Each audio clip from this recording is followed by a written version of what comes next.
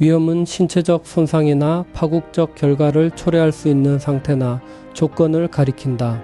동서양의 어록과 격언, 어휘 자료들은 이 개념을 다각도로 정의해왔다. 이 시간에는 어록, 격언과 속담, 어휘와 명칭 자료를 중심으로 위험이라는 주제를 분석한다.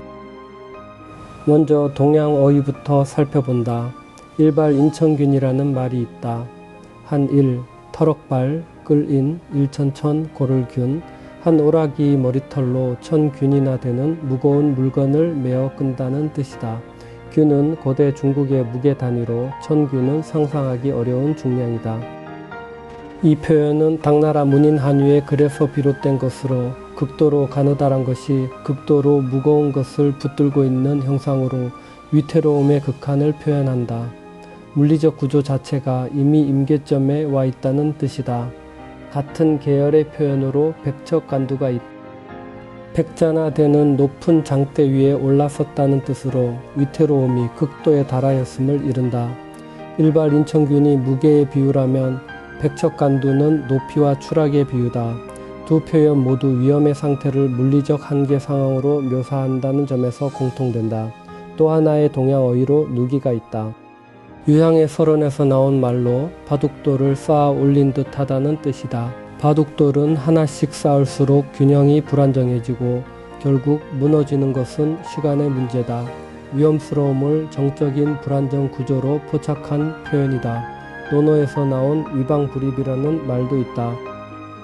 위험한 곳에는 들어가지 아니하여 화를 면한다는 뜻이다. 위태로울 위, 나라방, 안일, 불, 들립 이 개념은 위험을 외부 환경으로 규정하고 군자는 그 환경 자체를 회피함으로써 화를 패한다는 육가적 처세 원칙을 담고 있다.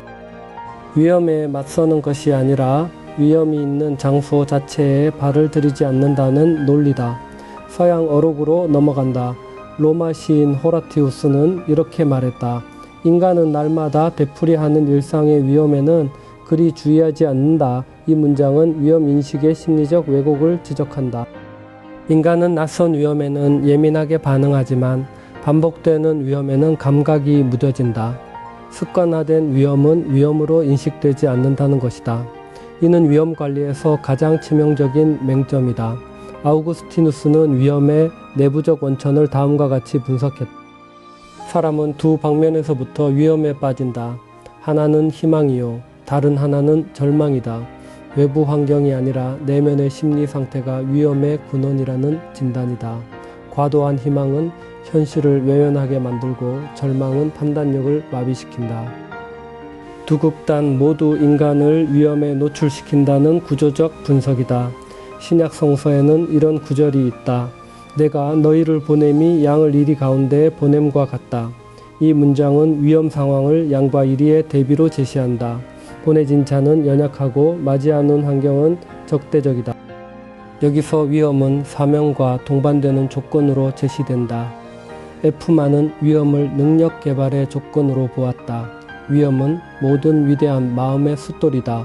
숫돌은 날을 세우는 도구다. 위험이 없으면 마음의 날도 세워지지 않는다는 논리다. 코르네유는 희곡 르시드에서 같은 방향의 관점을 제시했다. 위험을 무릅쓰지 않고 이룬 정복은 영광이 없는 승리다. 위험의 감수 여부가 성취의 가치를 결정한다는 것이다. 두 진술은 위험을 부정적으로 제거해야 할 대상이 아니라 탁월함의 조건으로 재정의한다. 나폴레옹은 전략가의 시각에서 위험의 역설적 위치를 지적했다. 가장 큰 위험은 승리의 순간에 있다. 이 진술은 위험이 반드시 열세나 결핍의 상황에서만 오는 것이 아님을 말한다. 승리 이후의 방심, 경계 완화, 과신이 더 치명적인 위험을 낳는다는 것이다. 이는 호라티우스의 관찰과 연결된다. 익숙해진 상황, 안전하다고 여기는 상황이 오히려 위험의 온상이 된다. 아나톨 프랑스는 에피큐르의 화원에서 위험의 심리적 인력을 이렇게 묘사했다. 위험의 매력은 모든 격렬한 정열의 터전이다. 위험은 기피해야 할 것임에도 인간을 끌어당기는 흡인력이 있다. 정열, 욕망, 강렬한 감정의 밑바닥에는 위험이 깔려 있다는 것이다. 니체는 이 관점을 더 노골적으로 밀고 나갔다. 남자가 정말로 좋아하는 것은 위험과 놀이 둘 뿐이다. 그리고 남자가 여자를 사랑하는 것은 그것이 대단히 위험한 장난감이기 때문이다. 이 진술은 도발적인 표현 방식을 취하지만 핵심 주장은 분명하다. 인간의 욕망은 본질적으로 위험과 연동되어 있다는 것이다. 안더슨은 위험 인식의 주관성을 다음과 같이 서술했다. 이 세상에서 위험에 너무 겁을 먹는 사람들은 항상 위험 속에 있다. 무엇이든 위험하다고 생각하면 위험하고 위험하지 않다고 생각하면 위험하지 않다. 인간은 마음가짐에 따라 좌우된다. 위험의 실제 여부보다 그에 대한 인식과 태도가 실제 결과를 결정한다는 것이다. 이는 심리적 구성으로서의 위험이라는 관점이다. 사마천은 사기에서 이렇게 썼다. 입술이 없어지면 이가 시리다. 서로 돕는 관계에서 한쪽이 망하면 다른 한쪽도 위험해진다는 뜻이다. 이 문장은 위험이 개인이 아니라 관계 구조 속에서 발생한다는 점을 보여준다. 한쪽의 붕괴가 다른 한쪽의 위험을 필연적으로 초래하는 상호 의존 구조다. 격언으로 넘어간다. 영국 격언은 이렇게 말한다. 위험은 얕보면 곧 찾아온다. 원문은 Danger comes soonest when it is despised 이다. 경멸의 대상이 된 위험이 가장 빠르게 현실화된다는 것이다. 호라티우스의 관찰과 같은 맥락이다. 무감각과 무시가 위험을 실제로 불러온다.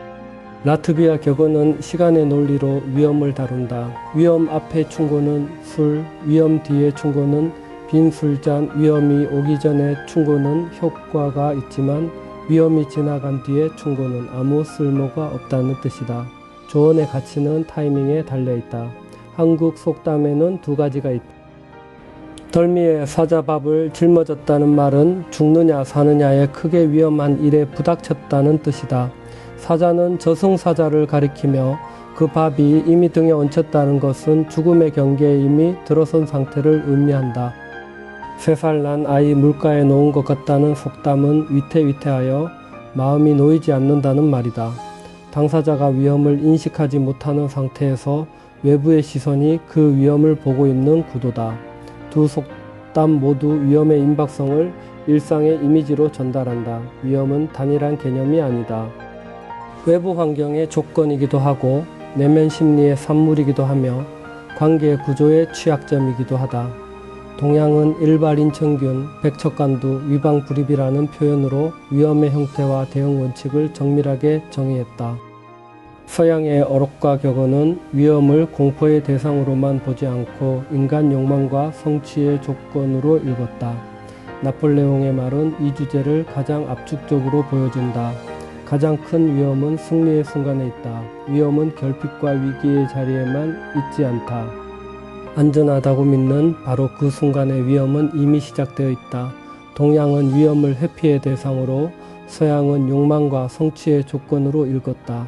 두 통찰 모두 위험이 인간 삶에서 피할 수 없는 조건임을 가리킨다. 성경은 위험을 완전히 없애는 길이 아니라 그 한복판을 지나는 자와 함께하는 일을 말한다.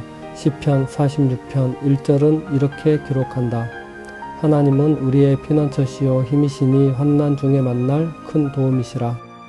개신교 신앙은 위험의 제거가 아니라 위험 속에서의 동행에서 참된 안전의 근거를 찾는다.